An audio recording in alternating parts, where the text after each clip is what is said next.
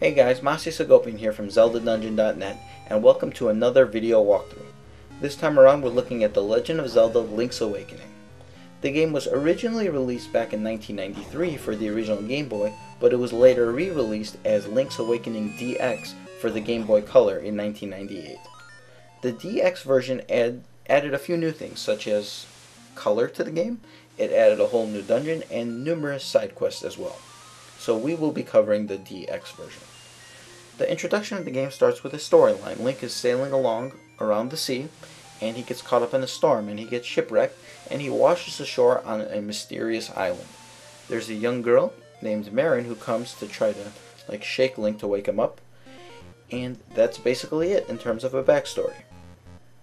One other thing that's possibly worth mentioning: many people believe Link's Awakening is a direct sequel to A Link to the Past from the Super Nintendo, although some Zelda theorists believe that the game takes place after the combined ending of Oracle of Ages and Oracle of Seasons. That's a matter of debate, but that's really irrelevant for this walkthrough. So once you start the actual game, Link is in Marin and Terran's house, and he finally awakes. Link talks to Marin, and Link actually calls Marin Zelda, but she's not Zelda because she's Marin. And Marin explains that Link is now on Koholint Island, and that pretty much is it. So once Link gets out of bed, you can head on over and speak with Terran, and Terran has a striking resemblance to Mario from Super Mario Bros. And this is done intentionally, actually, as there are a lot of references from the Super Mario Bros. Series here in Link's Awakening. So Terran will give you your shield, and now you can just leave the house. Head left the screen and we will meet another Mario-based character, and it is the Chain Chomp, or as in this game it is known as Bow Wow, and we will be meeting him a little more in depth later. We want to head along this path, just head south, and one thing worth noting about the shield: unlike in any of the Zelda titles that predated Link's Awakening, the shield is an equipable item, and you actually have to press the button to use it. So as you can see, I'm pressing it to move these sea urchin enemies. So here we will come across a sword and a new character, the owl. Hoot hoot! So you are the lad who owns the sword. Now I understand why the monsters are starting to act so violently. A courageous lad has come to wake the windfish. It is said that you cannot leave the island unless you wake the windfish. You should now go north to the mysterious forest. I will wait for you there. Hoot! And this gives us some backstory. In order to be able to leave the island, we actually have to wake the windfish, and we'll get more into the story as we progress through the game. Now we have the sword, and just like the shield, it is an equipable item that you can set to A or B. I personally find it more comfortable to have the sword at B, so I switch it around. And you can defeat these sea urchins with just one slash of the sword.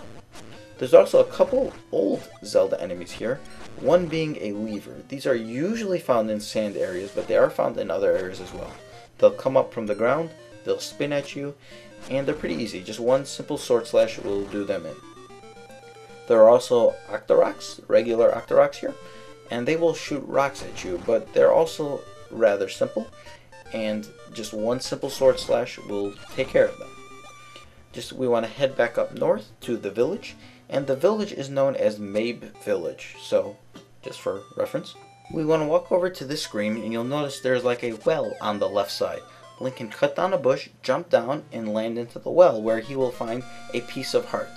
And much like in A Link to the Past, there are pieces of heart which make up a quarter of a full heart container. So once you get 4 of them, you will fill up your life bar and get a whole another heart container. Head up north to the mysterious forest, and we will meet the owl once again. Hoot ho, brave lad, on your quest to wake the dreamer? Welcome to the mysterious wood. Much of mystery you will find on this uncharted Koholint Island. I'm afraid you may find it a trifle difficult to leave the island while the windfish naps. By the by, have you ever visited the Tail Cave, which is south of the village? Go there with the key you find in this forest.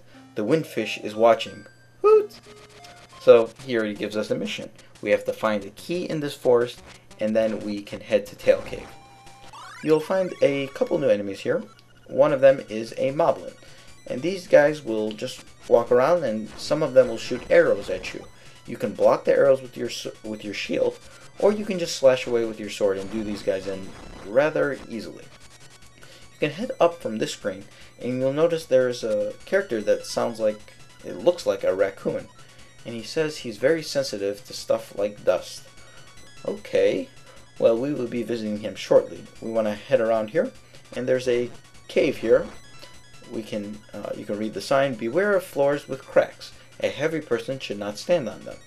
Okay, we'll take that advice. You'll notice some of the ground has cracks. So if you stand on those for a long period of time, they will cave in. There's a few bat-like enemies known as keys. These are classic Zelda enemies that are in several games. One slash with the sword will do them in, so they shouldn't be too much of a problem. Head north and we will find a green Zol. These guys are also rather simple. One sword slash will take care of them. And you notice I picked up an item known as an acorn, and there are both acorns and pieces of power. The acorn will strengthen our defense for a period of time, and the piece of power will strengthen our attack for a period of time, our sword in particular. So exit the cave on the other side and we'll get a Toadstool, and we are going to need the Toadstool to get another item in just a bit. You'll notice a piece of heart here. We cannot get that until much later, until we get an item that will allow us to reach the piece of heart. So we have to backtrack through the cave, and if you haven't already, get the treasure chest. It has 50 rupees, and we want to save our rupees throughout the game, as this is one of the games where rupees are quite valuable, as there are several things we're going to need to purchase. Head up and you'll find another new enemy known as it's a moblin, but it's a sworded moblin, and they have a shield that they carry. And they're a bit more difficult to defeat, but as long as you're on the side where the shield is out of view, it'll be as if the moblin doesn't even have a shield. So it could be much easier that way. We want to navigate out of the mysterious forest, and there are two new enemies on the screen. In the water there is a river Zora, and there is also a buzz blob on the outside, and we'll get back to them in just a bit. Double, double, toil and trouble, a Toadstool mix makes powder for tricks. Here's the little witch. You can give her the Toadstool that we just found in the mysterious forest, and then she will mix it up in our pot, and it's all ready. It is. Take care, as there's not much there. Why not try a bit in my hut? And she gives you the magic powder. And the magic powder, it acts both as like a lantern in a way. It can light up torches just like that, or it also acts as a weapon where you can sprinkle it on certain enemies and it will defeat these enemies. Head left and head back up, and if you use it on these buzz blobs, just like in A Link to the Past, they will turn into Kookmen. But you still can't kill them because it'll shock you if you hit them with your sword. So don't worry about them for now, and head back into the mysterious forest. And as you can see, you can use the magic powder on these enemies, and it'll like basically torch them. It'll light them on fire. So that's a good strategy, I suppose. We want to head back to that raccoon-looking fellow, and we want to see. It said it's sensitive to dust, so let's sprinkle some magic powder on him and see what happens. I picked up another acorn, so yes. Sprinkle the magic and the raccoon will go crazy, just running around. And once it comes to his senses, it's none other than Terran. Apparently Terran loves mushrooms, and when it ate the Toadstool, it turned into a raccoon. Another reference to Mario, how he loves mushrooms. Anyway, head up, slash at the bush, and you'll get the tail key, and you can open the tail cave gate with it. Here's the owl. Take the key and go to the tail cave. Retrieve the instrument that is hidden there. Go now. The windfish is waiting. Hoot! It's worth noting that you couldn't actually come straight to this treasure chest, as the forest was in mystery. You had to sprinkle the magic powder on Terran first. And that'll do it for part 1 of chapter 1. Join me for the next part, and we will be tackling numerous side quests and then make our way to the first dungeon, Tail Cave.